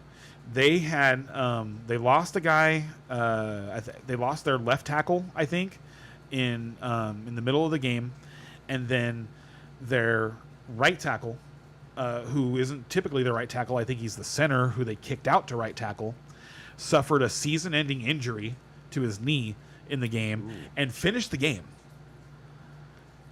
And now won't come back for the rest of the year? And now he's out. He has to have surgery. And now, so they're pulling guys off the practice squad for their offensive line, and they lost Kalijah Cansey, their star defensive tackle, for the rest of the season. Torn pectoral muscle on Monday night. Oh, I saw that, yeah.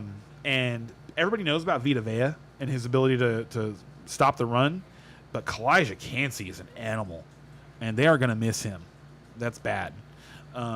So I'm going to pick the Bucks. I'm going to pick the Bucks. I feel like you're trying to talk me into the Jets, because I have man. faith, but I'm just saying, like, I don't think the Bucks are going to cruise in this game. Yeah. Tyrod Taylor, however he wants it pronounced, is a very competent quarterback. He really is. I think he's going to get Breece Hall involved in the passing game. Yes. Yeah, he's all about the short yardage stuff. So, I mean, Breece is going to get lots of short passes. God dang, man. I feel like picking the Jets, but it just feels like such a long shot that I can't. Because I still can't. Because I'm still not. There's still nothing. So close. If you watch that, especially if you watch that game against the Bills, because I don't think the Bills' defense is, like, when they're fully healthy, I don't think the Bills' defense is quite as good as the Buccaneers' defense. And that's not a good one, a lone wolf on, man. They couldn't. Everybody's gonna go Bucks. Yeah. And so everybody would be 1 point ahead of you. But look how smart I am if I win. Is it worth it though? No, it's not. I'm picking the Bucks, but I really want to pick the Jets. So, but I'm picking the Bucks. That's funny. They don't. You don't watch them close enough to pick them. I think Garrett Wilson's going to have like a 9 catch for 55-yard stat line. That sounds about right. No, Tyrod is all about But close as a wide receiver 3, that gets it done. Yeah. All right, so next up we got Colts versus Tennessee Titans. Colts are -4.5. Over under is 43.5. -198 if you're betting on the Colts. Plus 164 if you are betting on the Titans. I think this is going to be a fun game. I think there's going to be Just in how the Colts are going to score.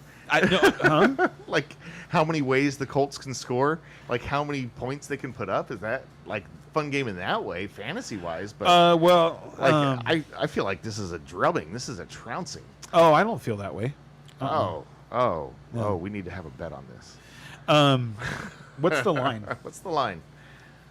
the over under. Oh, no, the spread. Plus 140. I'm sorry, wrong one. -198 Colts. Plus 164 Titans. But that's the money line. Oh, -4.5. I'm sorry. So it's 4.5. I'll give you 5.5.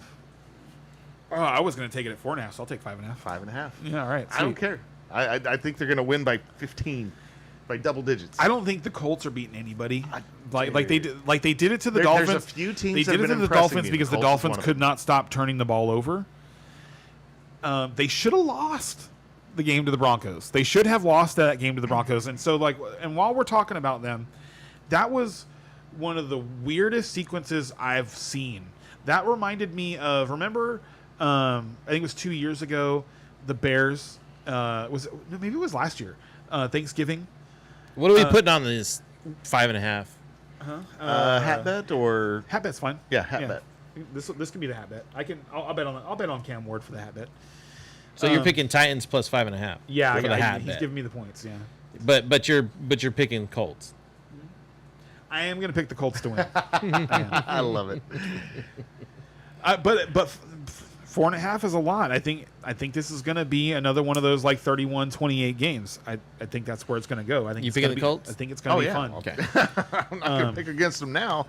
No, I think the Colts are going to crush this game. I think they win by double digits. Looking good. I don't think so. All right. Yeah, their defense doesn't look good enough to do that to me. I don't know. Something about them Colts this year. They It took me 2 games. It took me to both those games to be like, But damn they're it. playing good football. Do we Yeah. think that Troy Franklin is a star? I'm Is thinking not. he a stud receiver? Because he sure looked like one on Sunday. The Colts But made maybe him. that's just where the hole The was in Colts the made him defense. look like I Jerry get it. Rice, dude. He looked way better than he should have. And he probably got picked up all over the place. Yeah. By people that are going to be Yeah, very there's no way disappointed he's on the in a few waiver wire weeks, anymore. but- And I like the guy. And I like the guy on the other side. I think it's Ayaminer is actually how it's pronounced. And just all the announcers are getting it wrong because they've all been Io Manor. Yeah, that's how I've been too. But I think it's actually pronounced Ayaminer. But anyway, I like that guy. I like that guy as a prospect, as somebody that can make neat, fun, cool catches. You know what I mean? But that's not somebody. I was trying not to cuss there. Okay, I was like, I changed the F word in mid sentence. Yes, I did. I was like, Did you lose a game on that play? I thought or you something? glitched. Did you lose a match because of that play? No, I'm just saying that Io Manor is. 'Cause he seemed very upset at that play. No, he just seems like a gadgety guy. Like he's going to be He's really 6'2", good. at 205. certain things, but he's not the guy. He's not a gadgety guy. He's 6'2", 205. Those aren't gadgety guys. They're either lumbering or they're athletic freaks. Okay, well then he's another Pickens, where I don't think he's George. No. like that down the field, like can make these contested catches kind of thing. Like he makes fun plays, but he's not like the main part of the game plan. He's not. I think you're wrong. And as we go on, maybe he'll become more. But He already has. we'll He's see. leading the team in targets. Okay. All right, so then Raiders at Washington Commanders. Wait a minute. Did we all pick Colts? Yeah. Yeah. Okay, so And that's where we're at. That's where we left off. Dang, we really went on a tangent there. Anyway, so Raiders versus Commanders, it threw me all out of the loop. Plus 3.5 for the Raiders. Over under is 44.5. Plus 145 if you're betting on the Raiders. Minus 175 if you're betting on the Commanders. And remind me who's filling in for Jaden Daniels this week? Mariota. Mariota, yeah. He played well against Dallas at the end of the year last year. I'm going to take the Raiders here. Mariota is an interesting start in like DraftKings because he's going to be like the stone min for 4. You're taking the Raiders? I am. And he's going to run the ball a few times. True. He's not Jaden Daniels. No. But he's going to give you. But at 4K, he's going to run the ball half a dozen times at least. And like at 4K, if he could get you more than 12 points, he's done his job. So I can see that on a DraftKings kind of lineup. But I feel like there's like a handful of quarterbacks for DraftKings this week. It's great. That's because there was 7 starters out So this week. many I mean, it's already. crazy. So we've got all these backups at Stone Min. I mean, yeah, one of them's going to come out and win somebody $1 million this week. But which one? And who do you put around? I already know who it is. Stay tuned. I'll tell you on Monday. But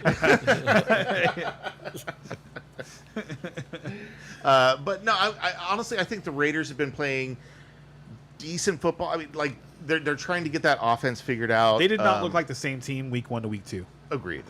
Week 2 they looked much worse. But here, Marcus Mariota is such a huge step down from Jaden Daniels, in my opinion. I mean, we're going from a 9 to a 3.5, 4, 3.5, 3.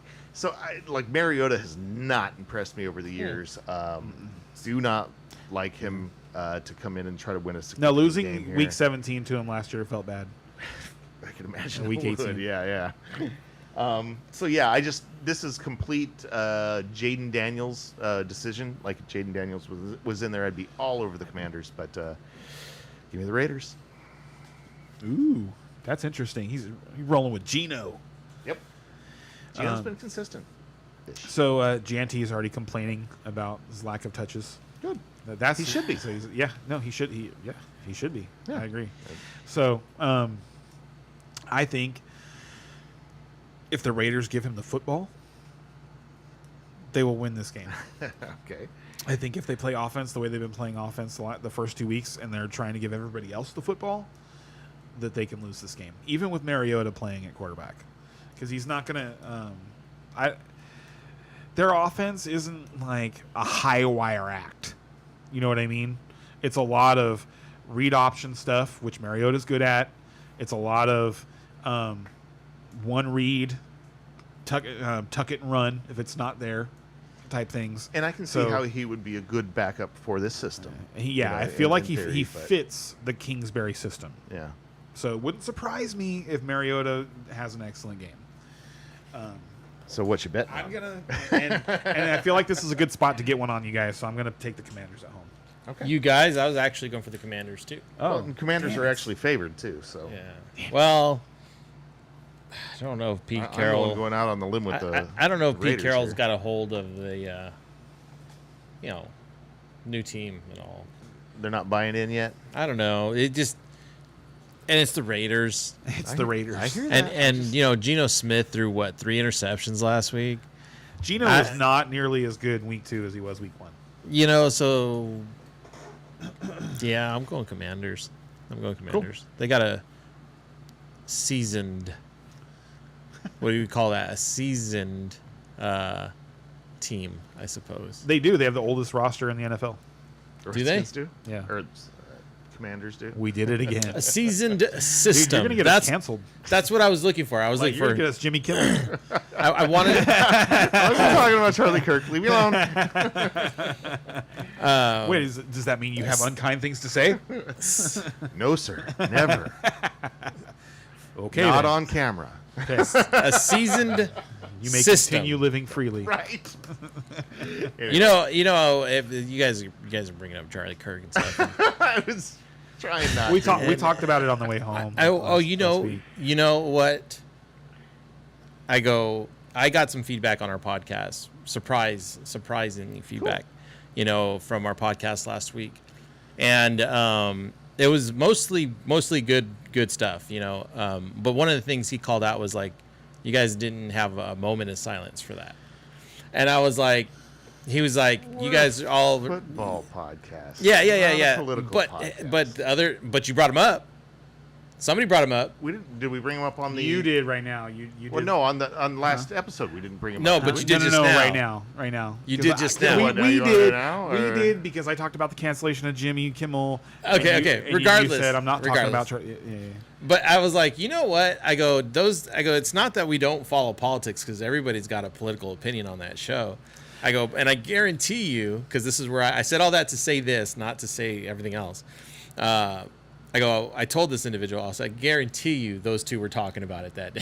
Right. I said, I guarantee you they were in the car. He was correct. They were talking. We were. Yeah, we try not to mix the politics with the football. I mean, I know some people don't like it and everything. And plus, if we started mixing politics in this, now it's a 6-hour podcast. Yeah. We're hours over instead of. And there's just not enough time to unravel political, Yeah, that's not what we're trying to do here, so. Oh yeah, political theories can spin out of control in a hurry.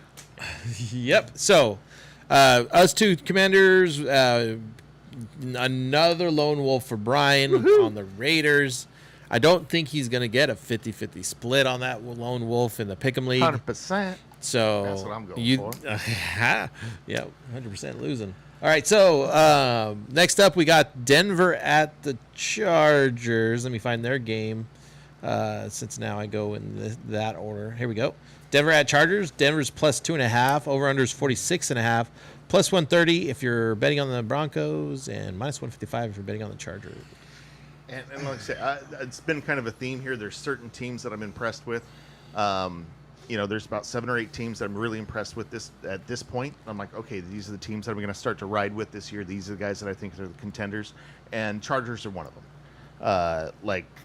The Chargers coaching, the Chargers, the quarterback, the pieces around them. Like, this should be a team. And they beat Kansas City last week. They finally got that little monkey off their back. They beat them good too, dude. I don't know about that because I mean Kansas City was right there. No, Mahomes finds a way to at the end of the game make it look like the game was at least close, but that game was not close. The game was really not that close. They scored a touchdown to bring it within one score at the end of the game, but that game was not close.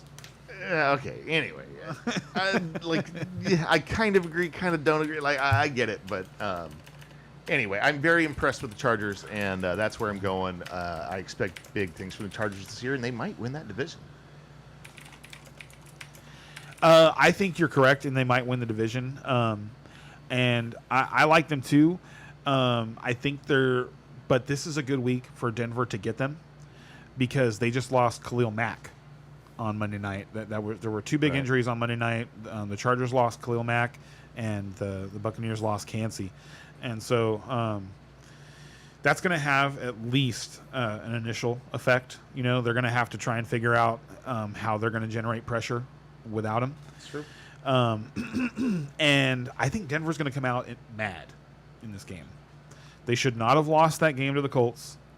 I'll take one more. Yeah, sure. Thank you. Busy says Indiana Jones is the best nickname this year. It is. It really is. Indianapolis Jones. Yeah, I like it. It's a really good one. It's right there, too. Right there. So I'm going to pick the Chargers on this one. And what I was saying with Pete Carroll was, Washington Commanders has a seasoned system, is what I wanted to go with. And so last week, Harbaugh and who's the Chargers head coach, and Pete Carroll are going at it, and they have a history, right? And in their history, Harbaugh, I believe, has less wins against head-to-head with Pete Carroll, right? But the difference was Harbaugh had this seasoned system, and so he usually loses. And these guys go back to playing in college against each other too, right? I think they competed in the NFL. That's what I'm saying. Way back. When they were in my conference. Well, I know. Yeah. I know the rock paper scissors game Jim of Harbaugh. If you've never seen Jim Harbaugh's comeback highlights from when he used to play with the Bears and with the Colts in the 90s, they're so good. He had one year where you might remember this. I'm going Chargers. I can't remember if it was 94 or 95. when you guys beat the Colts in a playoff game, but it ended on a Hail Mary, and they had to replay it a bunch of times because it looked like the guy had caught it. And I think if I remember correctly, the week before they had won a game on a Hail Mary. But they had a bunch of stuff go on like that with Harbaugh one year. Anyway, at that time, Pete Carroll was the head coach of the Seahawks, the Patriots. Oh, that was way back then. And then they Don't even coached remember again when Pete Carroll was the head coach of the Patriots. Yeah. I was like, really? Yeah, Yeah, that was a long time ago. he took over for Parcells. It was only Did not realize. How did he get fired? well, they went. Patriots are bad. I think he went like 8-8, 7-9, or something like that. Like they went. So Parcells took him to the Super Bowl. So it was the year right before Belichick took Yes, over. yes, Okay. yeah. He was Gotcha. the in between Parcells and Belichick. Okay. Anyway, and then they coached against each other for like 4 or 5 years when Carroll was at USC and Harbaugh was at Stanford. Harbaugh was the head coach of Andrew Luck. And then they coached against each other for years when Harbaugh was at San Francisco and Pete Carroll was at Seattle. So they've been doing this for 40 years. Nice. And they're not friends. And it's funny because like they're two of like the highest energy guys in the league too. true. So to have like two of the highest energy guys like not be friends is good for the league. It's fun. Next up, Hold So, on. who are you taking here? I'm going to take the Broncos. I love the Chargers. I love the Chargers. I just feel like this is a good spot for that. Like just things kind of line up right for them to get the Chargers this week. Yeah, And the that's thing not that a bad I'm lone really, wolf, really 'cause hoping Denver, for. yeah, they're So, right there. So for fantasy, I would buy into Troy Franklin if I was gonna like if you've been waiting to buy into a Denver receiver. I think we have found one. Like You think he's going to outperform Sutton this year? It's That's possible. what everybody wants to know. It's possible because he just has the ability to run more routes. And it's not do I- because Sutton was getting more attention that he was able to get free a little bit? No, I don't think so. I think they were running plays for him. That's what it looked like. All right. That's what it looked like. They were specifically trying to get him the football. I remember seeing a couple of those passes to Franklin where he was not the first read. He ran a was bunch. the one open He ran at a the time bunch of that- crossing routes. He just destroyed them on shallow crosses on Sunday. It was like I can vividly remember at least 3 of them that went for chunk yards. And so maybe it was just something that they saw against the Colts defense, but they chose to attack them with Troy Franklin and not Marvin Mims, which I thought was interesting. So, and that's the thing is like I don't think that this means that Cortland Sutton is being supplanted. But Cortland Sutton is one of those guys that like if he's on your team in from a snake draft, you got him in like round 6, round 7 or something like that. You don't expect him to be a top 10 receiver. You're hoping he's still a top 20 receiver. But knowing Sean Payton's offense, you expect at some point somebody to break through and be a real fantasy contributor instead of someone you can just plug in, which is like what I think you'd probably say about Cortland Sutton. It's like he makes you feel safe. He doesn't but he doesn't get you Honestly, excited. I was going to say, I have him on just one team, one of my teams, and I've just been like, ugh.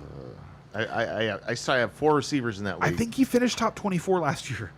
I know he did. He did. And it's 2 years in a I row. expected him to do 2 years in a row in Denver that I he's done expected him that. to be better this year, And they paid him again. and he's Like not better this yet. I mean, there's lots. He had of a caveats. fine week There were 1. 2. He was fine in week 1, and in week 2, he had multiple end zone targets.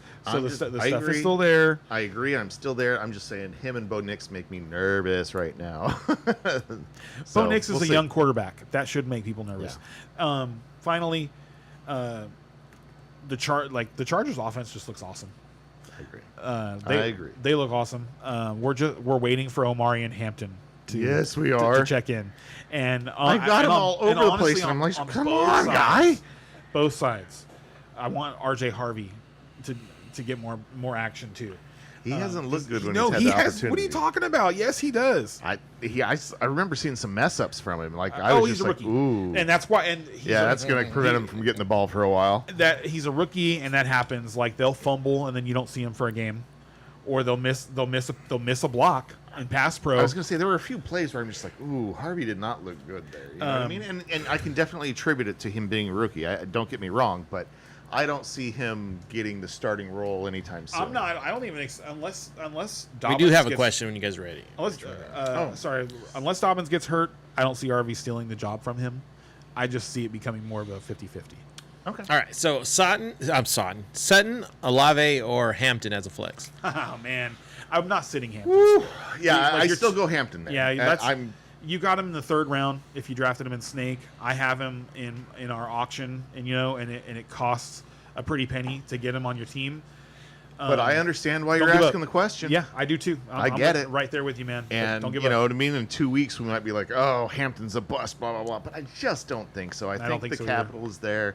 I just think it's been some weird And circumstances. I am worried about I start Hampton. about the end. The end of Monday night. So he was having a difficult game all game long. They did a really good job against the run, and then he fumbled. And it's funny because like you don't see it in the stats because they gave it to Herbert, but it was definitely a running back fumble. It was one of those exchange fumbles, but it was definitely Hampton's fault. And after that fumble, he didn't play again. The game was over, Right. and but there were like 10 more offensive snaps, and he didn't play any of them. And up until that point, Najee Harris hadn't even played 10 offensive snaps. So I think it's just a, hey, man, we had a rough game. Like Harbaugh is one of those guys, hey, man, we had a rough game. It's cool. Just go sit down. Showered off. We'll look at. And plus, they needed to see what We'll they get had in him Harris. Yeah, we'll get him next week. And you do want to get Harris on the field. Yeah, you want to. I don't think that we're going to see all of a sudden a even split on the field. I between will those say two. that when I saw Harris come on the field, he looked effective, and I think there will be more of a split than what we want. It might be 60-40, but I think Najee's going to be on the field. I expected him to be on the field more than he has been so far. I didn't expect. I hoped that Hampton would make it because Najee was going to have trouble during the first 2-3 weeks getting on the field, not being in playing shape and all this other stuff. His eyeball. Like his eyeball, yeah. Like he's going to have trouble like catching up to Hampton. So I thought Hampton was just going to have this huge head start, show what he has, and then like how can you go to Najee after seeing this? But that is just not what has happened. Hampton has just not looked nearly as impressive as I wanted him to. But the offensive line did lose Rashawn Slater right before There the are season reasons, started. yes. So they've made some adjustments. I expect that rushing attack to just get better as the season goes along. I do too, but I am like I understand the question. I do. I am nervous too, but So yeah, if you I'm weren't still going to start starting Hampton, the guy I would choose though would be Olave. The others. Olave and who's the other? Sutton. Sutton was the other one. I would choose Olave because he is the clear number one target for Spencer Rattler in New Orleans. And man, they look so good against the 49ers. They really did. I was impressed. I was really happy. Well, I think we can move on to that game if you want to Yep. introduce Speaking it real of quick. New Orleans Saints at Seattle Seahawks. New Orleans plus 7.5. Over under is 41.5. Plus 295 if you are betting on the Saints. Minus 375 if you're betting on the Seahawks. I feel like the schedule guys are just mean to the to the Saints, yeah, because they have those 2 home games, but it's like the first home game, they have a bunch of new pieces. It's a new offense, and it's not a great spot. And then they had San Francisco come in, and so I think if Seattle was coming into New Orleans, I'd be picking the Saints to win this game. But I just can't do it. I was going to say I wouldn't, but I can see you doing that. They've played well. They have and- played well enough to be within striking distance at the end of the game both weeks. And it's not something that I think anybody would have said about them. And I think entering the Spencer season. Rattler has been impressing. Spencer everybody. Rattler has been playing better everyone football than a expected lot him of to other be guys. God awful horrible, and He's not. He's decent. He's not. He's very You know? good. Yeah. I He's- wouldn't say very good. Like, he's not top 15 in the league in quarterbacks. No, not. But he's not, 25. He's not bottom 25. There's definitely 10 quarterbacks in the league that there's at least 10 guys in the league that I'd rather that I take Spencer. There's take 10 Spencer starters Rattler that over. you take Rattler over. Yes, Okay. 10, at least 10. Whew. That's pushing it, but like I say, he has been impressing compared to what we expected from him. So he's been exceeding expectations for sure. Some But yeah, give me Seattle for sure. Seattle at home, New Orleans flying cross country to that loud stadium. Like, everything's on Seattle's side here. Yeah. I'm going to take Seattle, but Me too. I do agree that New Orleans is a little better than what people think. Yeah, I expect the Saints to give them a game. They'll have a couple of upsets this year that people are like, what? Okay, well, next up is Cowboys versus Chicago. Cowboys minus 1.5. Over under is 50.5. Minus 118 if you're betting on the Cowboys. Minus 102 if you're betting on the Bears. Well, we know who I'm picking. So.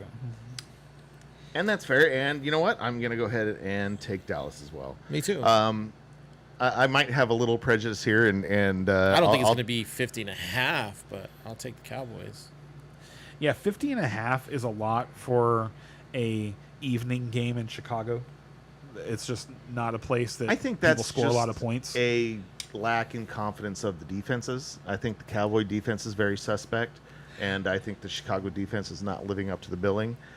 Plus, the Dallas offense is quite good. And that's kind of what I was getting to is I actually, I am not a Dallas fan, and you know that. I try to pick against Dallas whenever The Steelers I can. hat does give that away.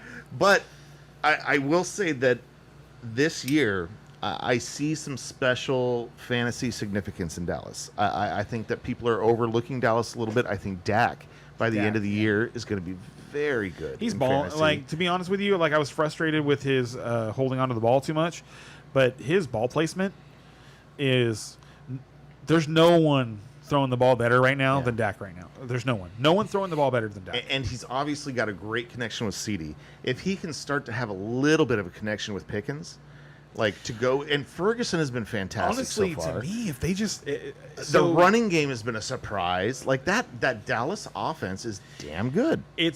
So what happened is the offensive line matured a lot faster than people expected. But there are three first-round draft picks on that offensive line, and Cooper Beebe's a third-round pick. So there's a lot of talent there.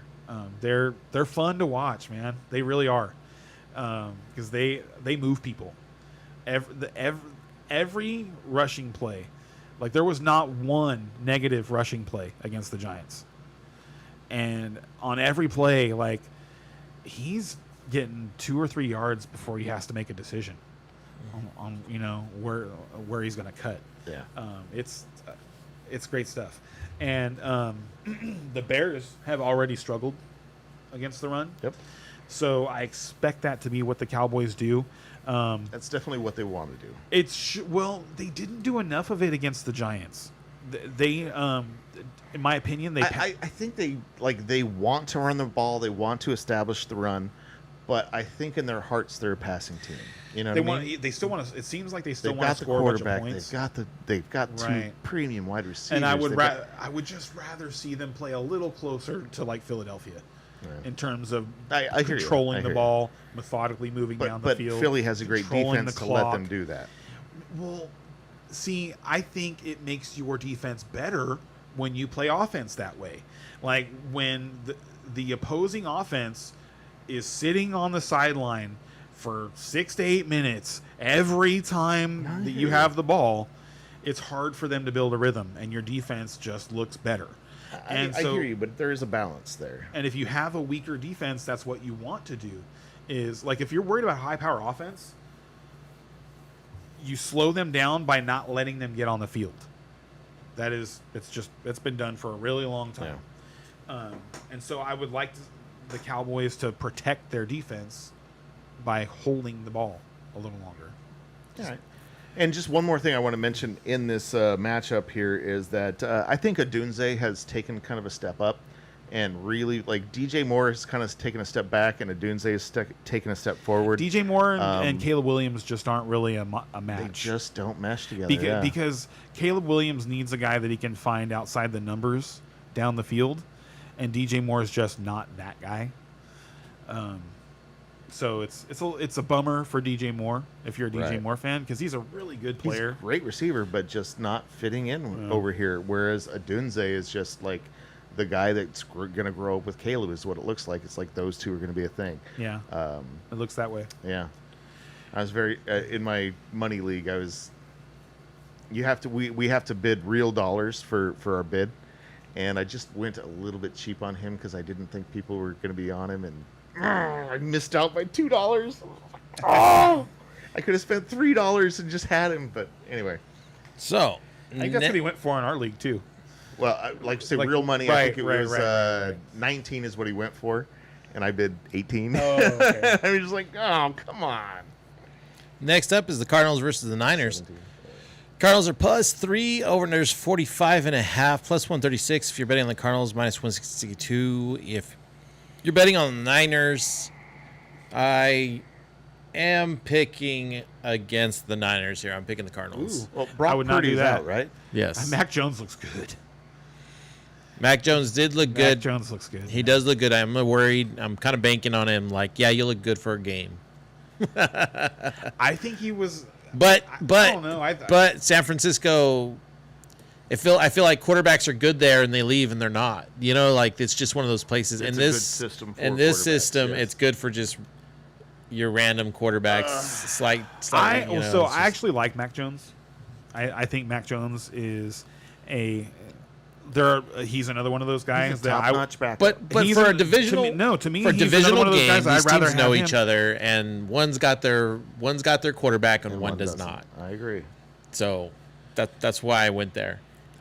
Well, you could say that, but Kyle Shanahan- if you're going to make the argument that Mac Jones is the new, when Purdy gets better, Kyle Shanahan almost drafted Mac Jones instead of Trey Lance. Like, things could be very different for Mac Jones had he been drafted by San Francisco, like a lot of people, including people in the building, thought was going to happen. A lot of people. And now he's got him. And now he's got him. Yes, and now he has him. Game one was really, really good.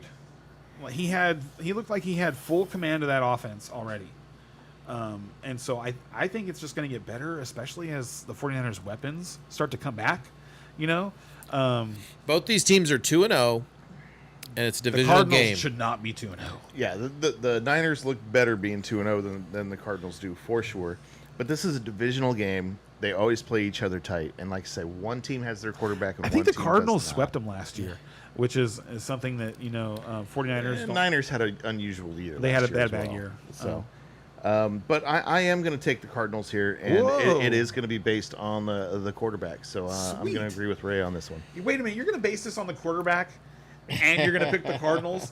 That doesn't make sense to me, because Kyler Murray is one of the quarterbacks that I would not take over Mac Jones. He is definitely If you somebody asked- that's if you told me, tough to trust, like, man. okay, you're up. We need a quarterback. You have to choose between Mac Jones and Kyler Murray to lead your team. I take Kyler Murray. for I'll sure. take Mac Jones. I'll take Kyler. I'll take Mac Jones. Yeah. I think Kyler Murray is awful at football. I think you just have to build around his weaknesses, but he has the natural talent, and I think you're right. The headspace, he isn't where it needs to be. Dude, he just does, like, He just doesn't like the way he runs. it's not I even. love the way he runs. I His no, I running is don't awesome. actually. I don't like the way he runs. I don't. I Like love it, I dude. do He's not- like, holy shit! but What he nailed me with that one. I actually don't like watching him run. But the thing that really, really frustrates me about Kyler Murray is how often he gets his passes batted down. That's true. He is short. It is. It's not even just he's short, because guys that are 6'5" get part their of it, but passes yeah, batted down too.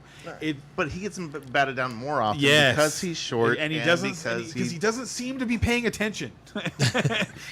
he doesn't. because he's short and he thinks he's not. Yeah, I don't. It's, but Yeah, no, I'm just not a fan. Like, All right. he's too short. I get it. He's I just get too it. short. They list him at 5'10". There's no fucking way he's 5'10". There's no 5'8" at way. best. 5'8" at best. There's no way that man is 5'10". There's just no funny. way. Speaking of losers, we got the loser bowl. KC at New York Giants. KC's -6.5. Over under is 45.5. -325 if you're betting on the Chiefs. Plus 260 if you're betting on the Giants. Neither team has a win this. And the Chiefs season. have had two of the toughest matchups in the NFL in the first 2 weeks. Yep. And they were right there with them and had some things go wrong. Could have won those games. Was hanging and just things didn't quite fall their way. I think Kansas City is still a very good team. I think they trounce the Giants here. I don't think Kansas City's trouncing anybody right now, the way that they're currently constructed. I mean, they are 0-2. I'd say they win by what's I think they win by 10. They haven't shown us a win, let alone a trouncing What's the spread? this season. What's the spread? 6. 6. I was gonna say I'll bet that they win by double digits. Yeah, I think that too. Okay. I just don't think it's going to be like one of those games where you can just turn it off because the Chiefs are just running up the score in the second quarter. So what's like, a trouncing? I don't see that. Is trouncing a 3-score game? To me, trouncing is what the Bills did to the Jets last weekend. Like, so what happened? Like, if you've ever, like, did you guys play? So is that a 4-score game? Okay, hold on. Okay. I'm going to explain. I know. Okay, if you didn't play Madden video games, then the reference doesn't make a whole lot of sense, I guess. But like, there's two settings that you can really play the game on. One of them is All Pro, and that's kind of like a simulation. Like the players mostly make the right plays in it, but if you're smart enough, you're going to work them. You're just going to destroy them every time unless you screw up, unless you're just goofing around. And then on All Madden, like in order to challenge you, a lot of things that probably couldn't possibly happen will happen to you. And like your guy fumbling the ball, their guy not getting tackled, their guy making a catch over two other defenders, things like that. Anyway, this was like the team, like somebody who was an expert at playing Madden turned it back down to All Pro. Every single like the Jets got the ball first, 3-and-out punt. Bills get the ball, march down the field, score a touchdown in about a 5.5-minute drive. They kick off the ball to the Jets, 3-and-out punt. The Bills go all the way down the field and kick a field goal. Kick off to the Jets, 3-and-out punt. And this is what it was like to play Madden at that level once you got good at it. You're not maybe always scoring touchdowns, but it's just you scoring and the opponent getting 3 plays. He just said the Jets are all NPCs. And yes, that's what they look like. I swear to God, it was so bad. It was one of the most one-sided games I've ever seen. Romo and Nance were like, they were talking off-subject stuff, like in the Yeah, when they're not talking about football, you know it's bad. Yeah, they were off-subject in the second quarter. Oh, shit. That's funny. That's a good way to put it. I like that. It was an absolute beatdown. So now I don't think the Chiefs' offense has the tools to do that to anybody right now. And there are good parts to the Giants' defense. They got, and last week they I was saying the lost. Giants had a good defense, and you were like, no, they don't. And during the first 3 quarters of the game, I was like, I'm gonna like gloat to Ken. And I was like, I better wait. Yeah. And then the fourth quarter happened. I was just like, fuck. All right, never mind. But for 3 quarters, I was right, man. That was good. Thanks for that. That was funny. But it's funny because I actually, like, rewatching the game, I thought the Giants played better defense than the Cowboys did. Dak was just that much better. Like, he was just good enough. Like, he just kept beating them, like, through double coverage to CeeDee Lamb. Just didn't care. CeeDee, and it wasn't just CeeDee. He was, like, he got a couple into time Ferguson, too. Every time he went to CeeDee double covered, I'm like, come on, Pickens has got to be open, right? And he was. And when you watch the tape, it seems like if he just has one game where he just hits Pickens on all that stuff, that for the rest of the season, people are going to have to take Pickens seriously, and CeeDee's going to have a time of it. Like, that's what's supposed to happen, and it hasn't quite happened yet. And I'm a little worried about Pickens because he is fragile mentally. I'm hoping that it's just a timing thing. I'm hoping that it's one of those things that they're just like over the course of the season, they're gonna get better. And if you saw the training camp stuff, man, George Pickens can really do some special things. Like he's a phenomenal athlete. Well, and the entire time he was on the Steelers, I was just like, oh God, I wish we had somebody on the other side to take away coverage so this guy could do what he's supposed to do. And that's why when he went to Dallas, I was just like, oh my God, this could be awesome. This is going to be amazing. Yeah. And that's why I have Pickens and Dak everywhere. And I'm just like, last week was cool eventually, but I am so nervous about Pickens. I love the Dak side. And I honestly think that's the kind of ride that it's going to be for most of the season. Yeah. Is you're just going to be like, I know they could do it. I know they could. It only takes one play. Yeah. It really only takes one play, and it could come. Like you could be like staring at a dud game up until the fourth quarter, and then they just go off. They can do that. Anyway, I don't even think we were on that game. I was going to say, so after all that Dallas talk, I take Kansas City Chiefs. Yeah. I'm taking the Chiefs. Hey, we like to talk about the Cowboys here. I hope to be wrong. But who doesn't, right? That's how you get the clicks. So I hope to be wrong, but I'm picking the Chiefs. However, I will say that, it doesn't look like they're getting as much help from the refs. Is this the real Chiefs? Are all those conspiracy theories right? Bought into that. Are all those conspiracy theories right? I thought that all right. but anyway. So last game Monday night, Detroit at Baltimore. Detroit plus 4.5. Over under is 53.5 plus 190 if you're betting on Detroit. Minus 230 if you're betting on the Ravens. I did pick the Ravens, but I did put 65 points Monday night. Woo! For our tiebreaker. I am going to pick the Ravens as well. I think they line up well against the Lions, and we've actually already seen this matchup before. These two teams met at the end of 2023. The Lions were rolling. They weren't as good as they were in 2024 at the end of 2023, but they had already become that team that people were talking about and really excited about. And if I remember correctly, the Ravens really smashed them. I think it was like, I want to say it was like 37-6 or something like that. It was bad. And I don't expect it to be that bad, but Jared Goff on the road is not Jared Goff at home. They're not the same guy. And I heard a stat, maybe I shared this last week, or maybe I didn't, that Jared Goff is 0-19 I read it in an article. He's 0-19 when he has to call the plays. And that's why Sean McVay got rid of him.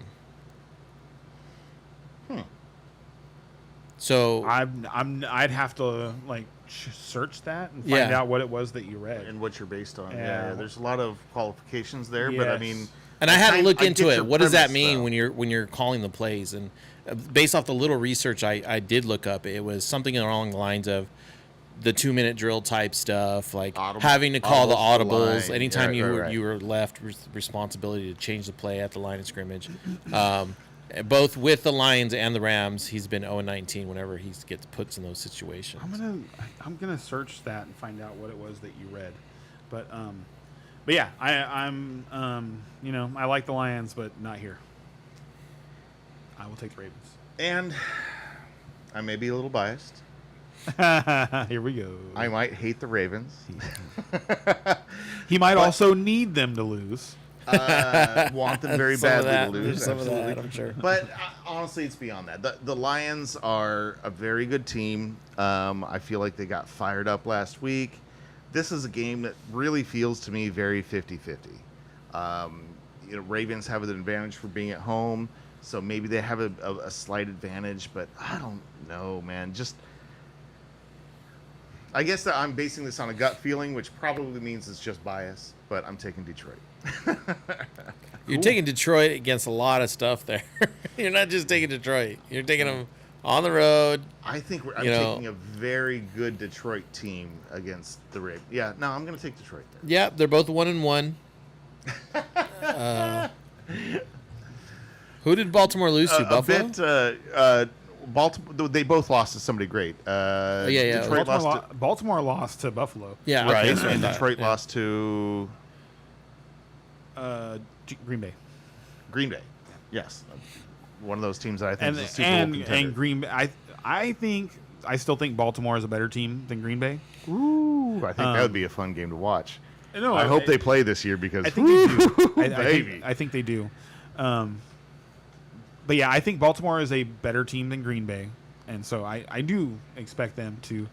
I expect them to win this game, and people to be like, are the Lions actually really good? Well, if after they this win game? it handily, then yeah, people will. That's definitely how I be expect wondering them to that. win. I don't see that at all.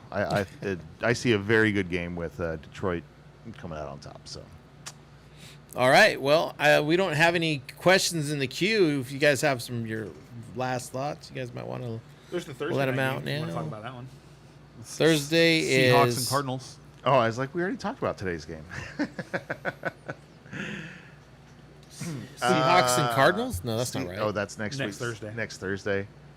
They're playing. And- They're and playing honest- this Sunday though. Yeah, No, but he's I'm saying sorry. that next week on Thursday. No. They play, right? I must have. I thought I saw the Thursday game. Oh, No, they're not playing this week. Seahawks are playing the Saints. Yeah, that makes more sense. Yeah. Yeah, there it is. Hold on, go scroll back up. There it is, Thursday, September 25th. Oh, Seahawks and Cardinals. I was thinking Cardinals and San Fran. Yeah, my bad. That's next No, Thursday, right? No, that's this No, Sunday. no. This is this coming Thursday. Seahawks at Cardinals. Yeah, we can talk about it, but we don't have to pick it. I was going to say, honestly, it's a hard game to talk about without seeing this upcoming week because both those teams I feel like are teams that can go either way. We're not sure what they are, and they're going to kind of be defined by this week's football. So just to clarify, one of the things I like about this new pick'em system that we're doing is it's keeping us honest, right? And one of the things the reason why I like calling Thursday games before those Thursdays was just so we had something on record to keep us honest. Now the viewers can just join the league and see how honest we're being. I do love that. So yes, we could talk about this game, and we got the app to keep us honest on our score, right? So, Seahawks at Arizona. Yeah, I would absolutely like to look at another game. Seahawks are in a new system, new coach. Yeah, I'm probably going to go Cardinals as of right now, how I'm feeling. I have no idea who I'd pick in that game. I think that is a very 50-50. Holy crap! Without seeing this week, I have no idea who I'd pick. Seahawks win. Cardinals lose this week. I will probably go Seahawks on that game. My initial inclination is to go to Seahawks because But I really don't like what I've seen from the Cardinals. I know they're 2-0, but they look really bad. But if the Cardinals beat Frisco, I'm going Cardinals for Thursday night. Yeah. So, like I say, it's Yeah. that's a hard one to talk about, honestly. But Yeah, if the but Cardinals honestly, beat it's San 10 Francisco, o'clock, that and would we've shock me. talked about all the games. And if there's no questions out there, we'd love to. Yeah. Like you guys, if you have a last minute question, bring it in. Like we love all the fantasy questions, guys. Yeah, now we can talk about start 'em, Charlie sit 'em, Kirk. all that good stuff. Oh, jeez. Like we love those questions. Last week we were a little slow to get to some of your responses because we were talking so much. But hey, we're getting into the year, Mostly me. and we will make sure that we are responding quickly as we go. So Yeah, we're going to get some come systems join us close. again next week. Yeah. I'll see you guys later.